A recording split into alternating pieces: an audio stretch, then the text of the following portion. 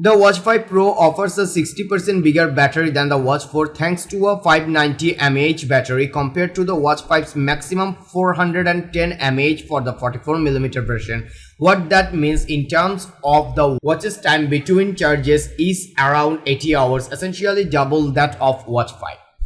However, if you are making full use of the always-on display and increased power of its GPS and activity tracking tools, we're simply not sure if that impressive figure will pass muster during testing. Stay tuned for a more comprehensive breakdown once we spend more time with the watch. After handling the watch for less than an hour, we can't tell you whether to buy or not just yet, but at a glance it looks like the best fitness-oriented wearable watch yet. Although it's certainly not cheap, it's clearly got the power and chops to beat all its contemporaries and go toe-to-toe with the Apple Watch in terms of performance, if not quite style.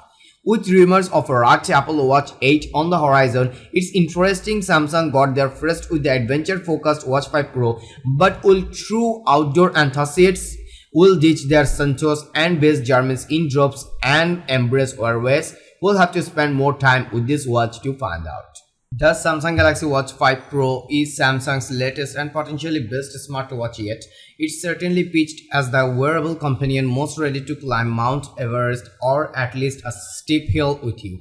As befitting the new Pro distinction, the watch is bigger and better than the rest of the Watch 5 line, with a bigger battery, more powerful capabilities and exclusive features. The watch generally uses this new power to add more fitness credentials with additional GPS features, including new route generators for endurance workouts and reinforced case, ensuring the 5 Pro is squarely aimed at the adventurers and athletes.